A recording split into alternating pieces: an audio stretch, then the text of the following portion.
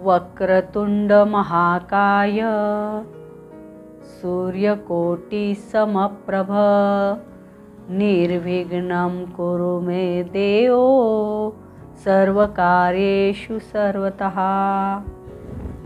रामकृष्ण हरिमाऊली, पंढरपूरवरून आचार्य रेखा किशोरी, हस्तरेखा वास्तुशास्त्र ज्योतिष मार्गदर्शक।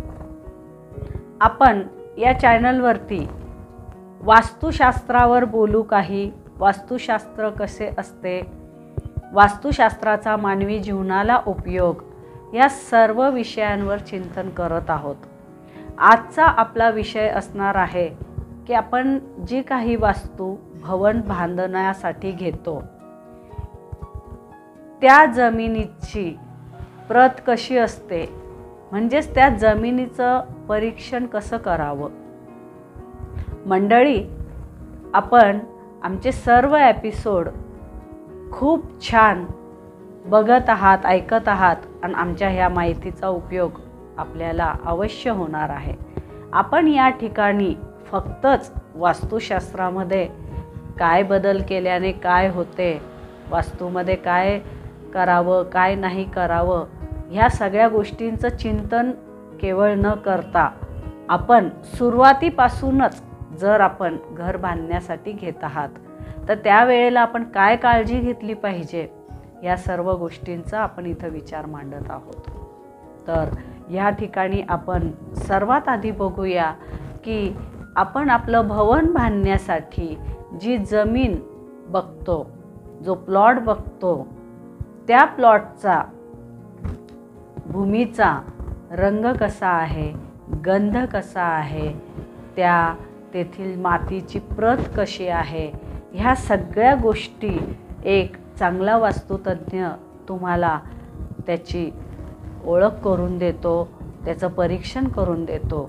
मी स्वतः ज्या वेळेला एखादा प्लॉट बघायला जाते त्यावेळेला या सर्व गोष्टी प्रामुख्यानं बघते, कारण की घर बांधल्यानंतर आपण दशदिशांना, जसं आपण मागच्या एपिसोडमध्ये दशदिशांचा विचार केलेला आहे, आपल्या सगळ्यांना माहिती आहे की आपल्या मुख्य दिशा कोणत्या, उपदिशा कोणत्या, ऊर्ध्वगामी अधोगामी, ह्या सर्व दिशा आपणास माहिती आहे।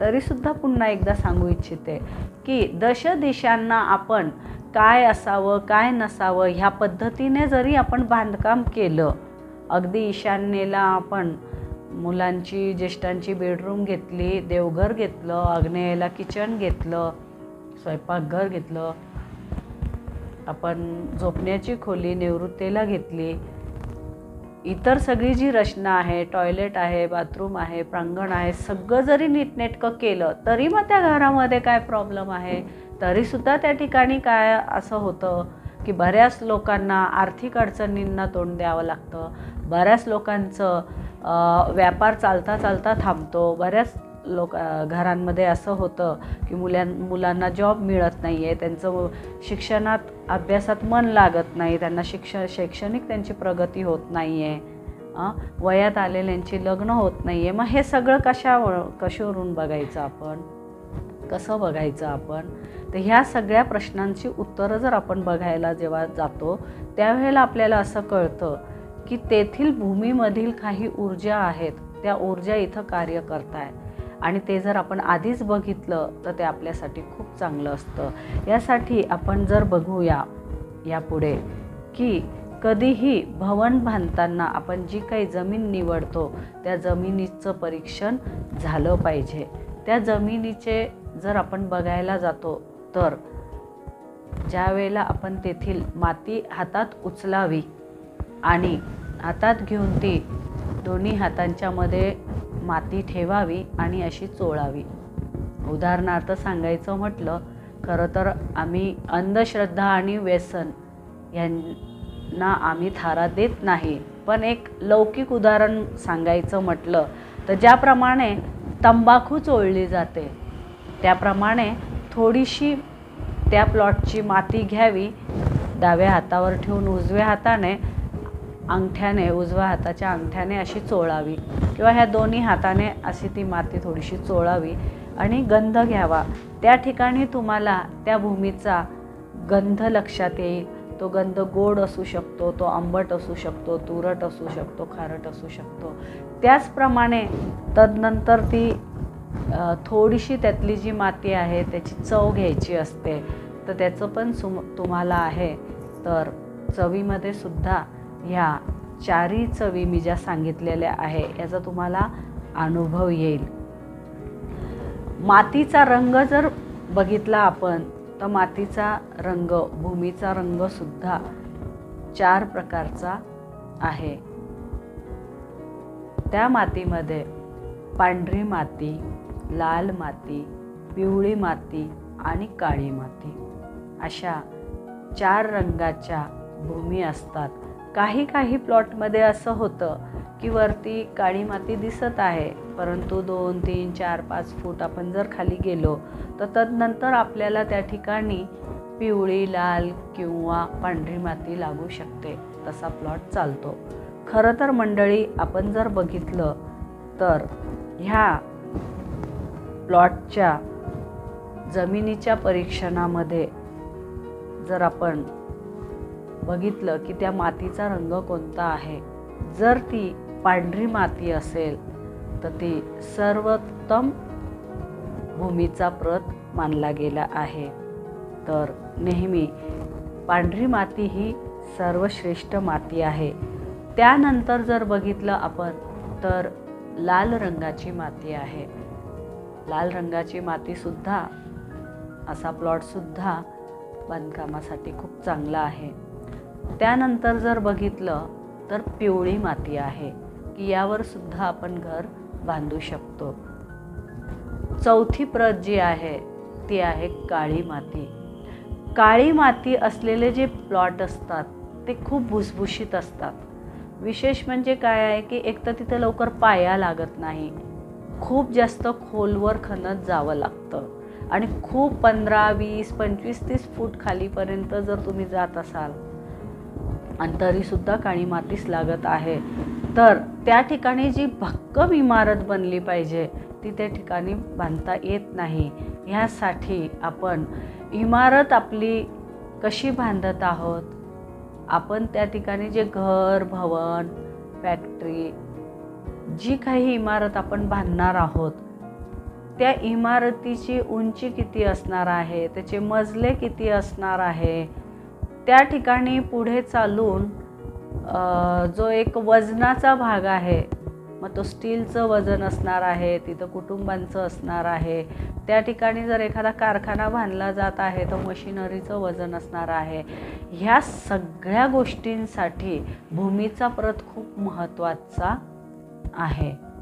तर आपण ज्या भूमीवरती आपलं घर बांधत आहोत त्या ठिकाणी आपण शक्यतोवर पांढरी माती, पिवळी माती, लाल माती असलेल्या जागेवरती घर बांधताना डोळे मिटून बांधू शकता, परंतु काळी माती असलेल्या जागेवर घर बांधताना आपल्याला अनेक गोष्टींचा विचार करावा लागतो। आज भरपूर टेक्निक पुढे गेलेलं आहे, त्याच्यावरती सुद्धा उपाय आहे।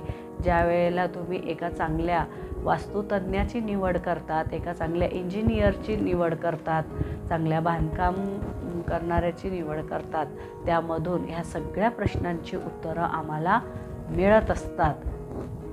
तर मंडळी, आता आपण बघितलं की आपण जे घर बांधणार आहोत त्यासाठी असणाऱ्या भूमीचा रंग कसा असावा, त्याचा गंध कसा असावा, त्याचा स्पर्श जर आपण बघितला तुम्हाला लक्षात येईल की भूमीला सुद्धा तेलकटपणा असतो, सुटसुटीतपणा असतो, अशी रवाळ भूमी असते, म्हणजे ज्याला तेलकटही नाही आणि रखरखही नाही अशा मधले तिची प्रत असते। तर भूमीचे असे अनेक विविध प्रकार असतात। तर भूमीची प्रत, भूमीचा गंध, भूमीचा वास, भूमीचा रंग या सगळ्या गोष्टींचा आपण विचार करूनच त्या भूमीचं चयन केलं पाहिजे। सगळ्यात महत्त्वाचं म्हणजे भूमी मिळणंच आज अवघड झालेलं आहे।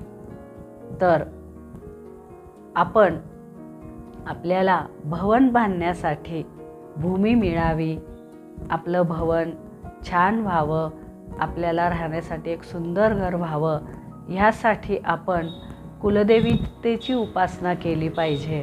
कुलदेवता आणि पितृदेवता ह्यांचं जे काही आमचं घराण्याची रीत परंपरा लागलेली आहे, तो कुळधर्म जर राहिला असेल तर तो आपण केला पाहिजे. आणि त्याचबरोबर आपण आज मी एक मंत्र सांगणार आहे, त्या मंत्राचं जर आपण नामस्मरण केलं आणि आपण कुलदेवतेला प्रार्थना केली की आमच्या राहण्यासाठी आम्हाला घर बांधायचं आहे आणि आम्हाला लवकर त्या जमिनीचा लाभ व्हावा, यासाठी तिला प्रार्थना करावी. आणि आपण वराहदेवी, वराहदेव आणि वाराही देवी दशदेवता आहेत. मत्स्य अवतार, नरसिंह अवतार, वराह अवतार अशी जी दश अवतार आहे, त्या दश अवतारांच्या 10 देव्या आहे. तर वराह देवांची देवी आहे वाराही. ओम श्री वाराही देवे नमः. ओम श्री वाराही देवे नमः. ओम श्री वाराही देवे नमः. हा जो मंत्र आहे सकाळी, दुपारी आणि संध्याकाळी 3 वेळेला 27 वेळेला कमीत कमी आपण याचं नामस्मरण करायचं आहे. ह्या मंत्राची जर आपण एक माळ करू शकलो तर खूपच चांगलं आहे. परंतु किमान रात्री झोपताना जरी तुम्ही ह्या मंत्राचं स्मरण केलं आणि सकाळी उठल्या उठल्या फक्त तुम्ही प्रार्थना केली, हे भगवंता, माझ्या स्वप्नात जे घर आहे किंवा मला राहण्यासाठी जे घर पाहिजे आहे त्याच्यासाठी आम्हाला जागेची उपलब्धी करून दे. अर्थातच तुम्हाला त्यासाठी प्रयत्नही करावे लागणार आहे, तुम्हाला गुंतवणूक करावीच लागणार आहे. परंतु बऱ्याचदा असं असतं की आमच्या खिशात भरपूर नोटा असतात, परंतु आम्हाला योग्य ठिकाणी योग्य प्लॉट, योग्य जागा, योग्य फ्लॅट मिळत नाही.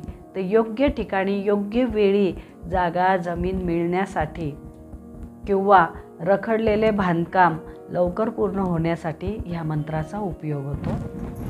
मंडळी, आपण आमचं हे व्याख्यान बघत आहात. आमचं या चॅनलला आपल्याला लाईक करायचं आहे, सबस्क्राईब करायचं आहे. आजचा व्हिडिओ आपल्याला जर आवडला तर ह्याला आपण पुढे शेअरही करायचं आहे. जास्तीत जास्त लोकांपर्यंत ही माहिती जाईल याचा आपण विचार करूया. रामकृष्ण.